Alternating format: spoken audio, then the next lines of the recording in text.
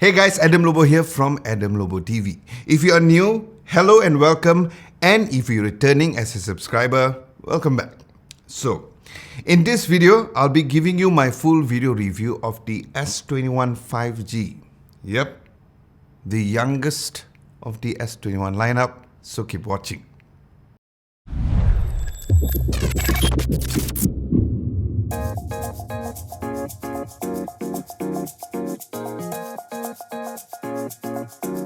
First, let's dive into the specs.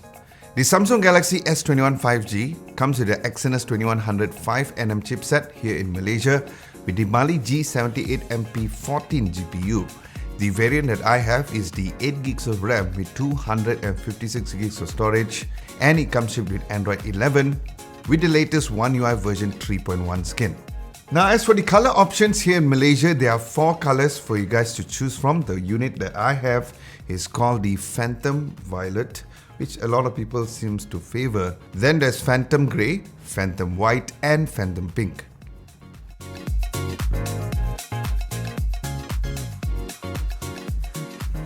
Now, looking at the phone's design and build, it did feel great using this phone daily.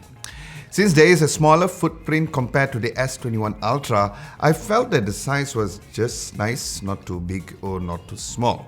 Then at the back of the phone, it is made of plastic, which I have to say that it did not feel like it was plastic, especially with this unique matte finish on the phone. The camera bump though, it is made of metal, and what is also great is the fact that the front is using the Corning Gorilla Glass Victus, which is also present on this S21. Then the ultrasonic in-display fingerprint sensor is quite snappy, very similar to the S21 Ultra. And the good news is that for those of you who loves flat screen, the phone comes with a totally flat screen display. Looking at the phone spots and buttons, looking down below, there is the USB-C port and one of the 2 stereo speakers. And of course, the other is available right at the earpiece area. Then there's a dual SIM card slot. And then looking on the right, there is the volume rockers and the power button over there as well. As for the phone screen, the S21 is the youngest of the S21 lineup, so it comes with a smaller 6.2-inch 1080 by 2400 pixels, which uses the dynamic AMOLED 2x display with a peak brightness of 1300 compared to 1500 on the Ultra. While there are differences in numbers, but I did not find any issues using the phone in a very bright daylight, so that was great. Then there's also the 120Hz refresh rate, which is great to know that it is available across all of the lineups. However, instead of going all the way down to 10Hz when the phone is not used, like how the S21 Ultra was, it goes down to 48Hz instead. Then watching videos on YouTube and Netflix was amazing as usual, as it is no surprise since it is using the dynamic AMOLED 2x display panel. And if you guys are wondering whether or not there is a noticeable difference in terms of the screen resolution, well, no. Now, while some may argue about why the display resolution is lower on this phone, I personally did not even notice a huge difference. Yes, it would be nicer to have a WQHD Plus display, but this would mean the price and the battery life will be affected, so I rather go with the FHD Plus display for this case, since I prefer a higher refresh rate than the WQHD Plus and save some money and not even worry about battery life even more. Now, looking at the phone's cameras, it is a different set of cameras where there are 3 cameras in total, where the main lens is a 64 megapixel f2.0 29mm telephoto lens, a 12 megapixel f1.8 26mm wide lens, and also a 12 megapixel f2.2 13mm ultra wide angle lens. So here's the thing, my expectations for this phone's camera was really low. Because I thought, alright, it is the youngest flagship of the S21 series, so I thought it would be just okay. But I was seriously blown away by its pictures. Now, every single picture looked like it was taken on the Ultra, as Samsung's brand new image processing is surely the best that they have thus far, with such great dynamic range and details as well.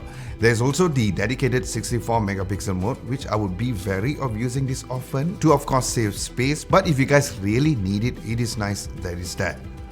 The portrait mode was amazing, as you guys can see, and you wouldn't even guess that the phone was taken on a phone within this price factor.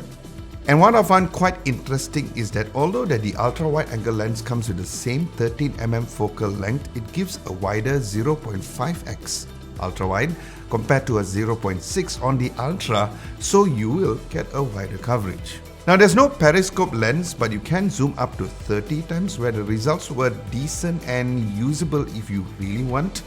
The brand new zoom lock feature makes it possible again to zoom in to high amount without making the footage look very jittery or shaky when taking a shot. And when it comes to taking photos under low light, Samsung's bright night mode again performs exceptionally well as seen in the shots. Looking at the phone's front camera, it has a 10 megapixel f2.2 aperture, and here is another great surprise as the S21 Ultra comes with a higher 40 megapixel camera, and this phone still performed very well for its selfie photos. Now both the regular and the portrait selfie was really great with amazing subject to background blur and dynamic range as well. Next, looking at the phone's video taking capabilities, like their recent flagships, it records up to a massive 8K 7680 by 4320 at 24 frames per second, where the video footage looks super nice and crispy as usual. Then on 4K mode again, the videos look super high in quality with a gimbal-like stabilization, where I felt like I don't even need the super steady mode at all. Then other features like the director's view and the single take mode is also available like the S21 Ultra as well. Then as for the front, it records up to 4K 2160 up to 60 frames per second with also very good image stabilization. Now before we go forward, if you guys are enjoying this video so far, and if you like this video, be sure to give this video a nice big thumbs up and subscribe to Adam Lobo TV if you haven't done so. That would be very much appreciated. Now as for the phone's sound quality, it has stereo speakers as mentioned earlier, one below and one on the earpiece area. Like the other flagships, there's the Dolby audio system, so the sound quality was amazing as expected as usual from Samsung's flagships, and here is a quick sound test.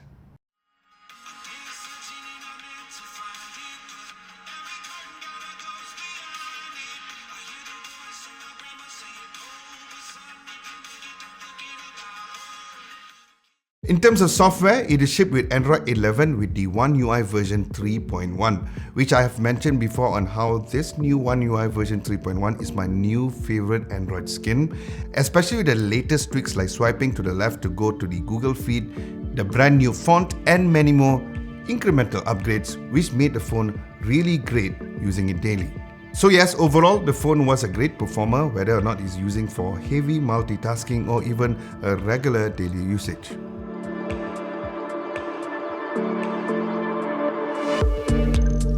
Now onto the phone's battery. The phone comes with 4000 milliamps of battery, and here's where I felt like the overall battery life, especially when it comes to the screen on time, was just okay.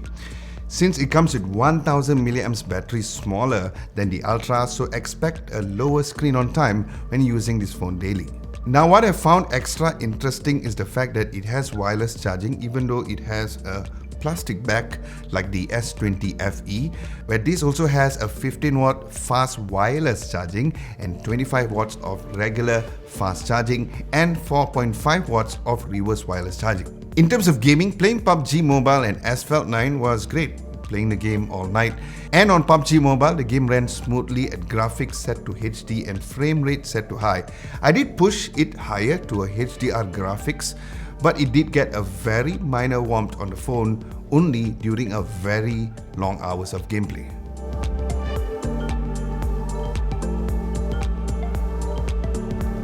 So my conclusion is this.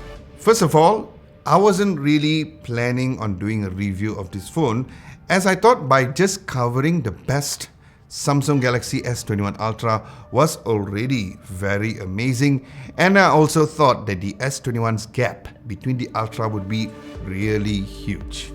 But to my surprise, as you all have seen, the cameras on the phone is really amazing, the screen is really high in quality, and it comes with a great price of only 3,699 ringgit, and I'll leave links down below for you guys to get yourself one.